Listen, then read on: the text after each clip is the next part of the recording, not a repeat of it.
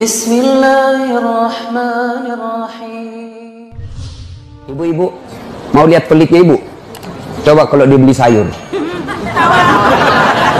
Hobi memang dia nawar.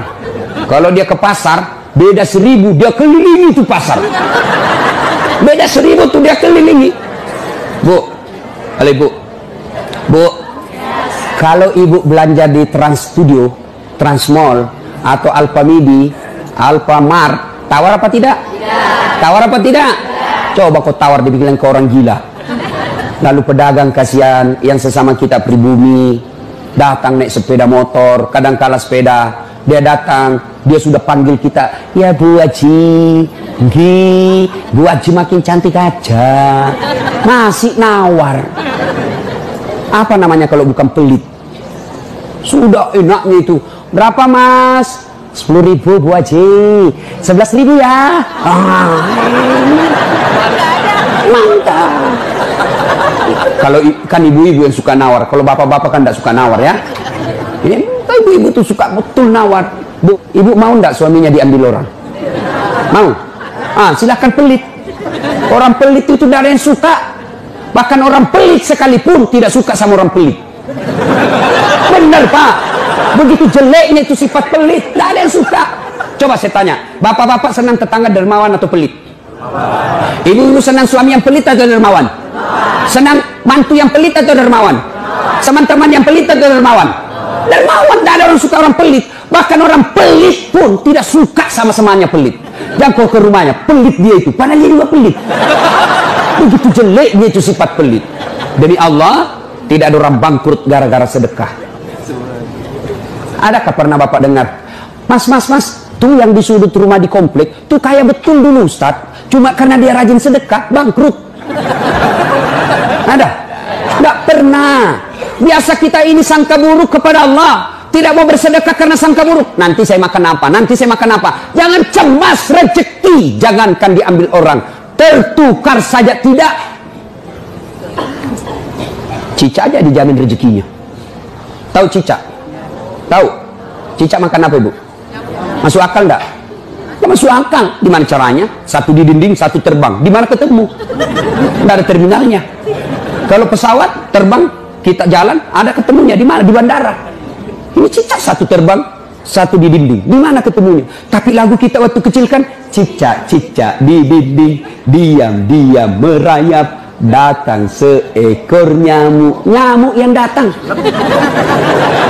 Nyamuk yang datang. Allah jamin rezekinya.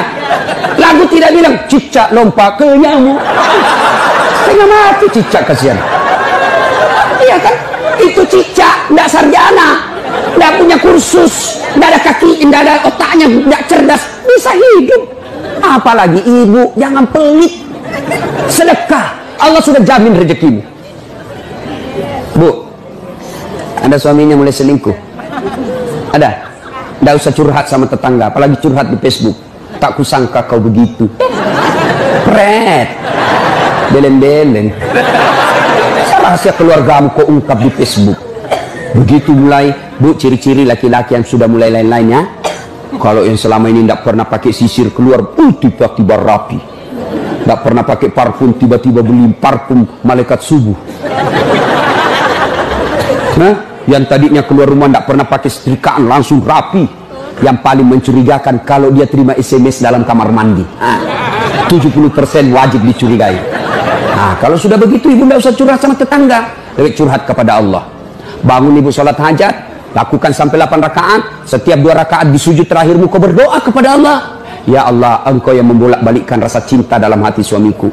Tidak mungkin aku bisa mengendalikan cintanya. Ya Allah, tidak mungkin aku jaga dia 24 jam. Engkau yang maha menjaga ya Allah. Ya Allah, pelihara suamiku dari godaan perempuan lain. Ini ada duit saya 500.000. Saya tolak bala besok ke panti asuhan. Mudah-mudahan 500.000 suamiku terhindar dari wanita jahat. Bismillah.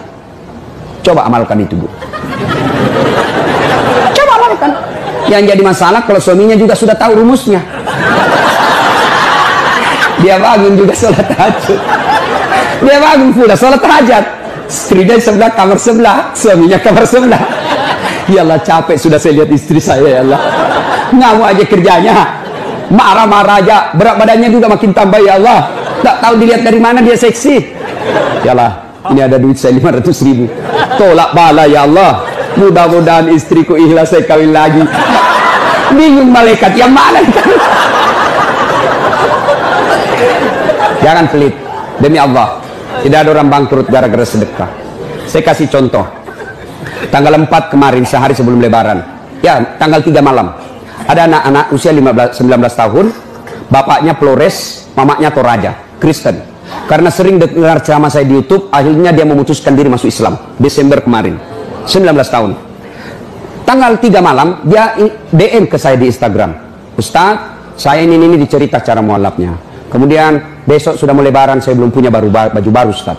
Saya lihat Ustaz ini bagus-bagus bajunya. Di mana belinya Ustaz? Saya bilang sebenarnya baju saya tidak dibeli, bikin sendiri. Tapi yang lebih sebenarnya lagi, bukan baju yang bagus, saya yang gagal. Ya, sudahlah. Saya butuh baju lebaran. Saya bilang, kau datanglah ke rumah saya. Saya sediakan, kau pilih bajuku yang kau suka. Dia pakai tongkat, turun dari taksi. Wih, kasihan saya. Kenapa kakimu, Dek? Ternyata diamputasi kakinya. Dia singgah sholat asar, ditabrak mobil. Saya bilang, berat betul hidupnya ini anak. Diusir dari orang tuanya, Pak. Diusir, sekarang tinggal di masjid. Tidak disetujui, hanya dia sendiri masuk Islam. Diusir. Bilang, kenapa kakimu? Saya cerita. Sedih saya, sempat berkaca. Yang sedih, Ustaz. Ini tidak ada artinya ini kaki ketimbang iman saya kepada Allah. Luar biasa, 19 tahun. Saya ambil baju saya yang paling bagus. Kau pilih nih, Dek. Mana kau suka? Bener, diambil yang paling bagus. Sempat juga saya nyesal. Sudah. Karena saya buru-buru ke bandara, saya mau pergi khutbah. Ya, ini Dek, ambil 1 juta. Sudah, kembalilah dia, naik Grab lagi. Sudah. Perjalanan saya ke bandara, masuk WhatsApp. Ustadz, berapa nomor rekeningnya? Wakil Wali Kota Balikpapan. Dalam hati saya bilang, kenapa lagi Pak Wali? Ada apa? Pada dalam hatiku, segeralah. Kirimlah nomor rekening. Masih di atas mobil, masuk. Masuk, berapa transferan masuk? 30 juta. Tadi keluar 1 juta. Tidak cukup sampai situ, Allah balas lebih banyak. Sampai saya di airport, bandara, depan pintu 7 nunggu saya keberangkatan, tiba-tiba ada ibu-ibu lari. Bawa amplop. Ustaz, tunggu dulu Ustaz. Apa? Ini dalam hatiku, ada apa lagi? Padahal cepat sudah. Ini ada ternyata ada fans saya, dia lihat saya di bandara, dia mau kasih kapal, cepat buru-buru mau masuk bandara. Dikasih saya melalui itu ibu, nih ada Ustaz titipan dari ini. Oke, saya buka, berapa isinya? 10 juta. Sudah 40 itu kan gantinya. Besoknya tanggal 5 selesai khutbah. Biasanya kalau saya khutbah dikasih itu ibu 25 juta sama itu Bu Bupati. Berapa saya dikasih waktu itu? 35 juta. Berapa Allah ganti? 75. Keluarkan 1 juta, Allah ganti 75 juta. Kenapa ibu miskin? Karena ibu malas bersedekah.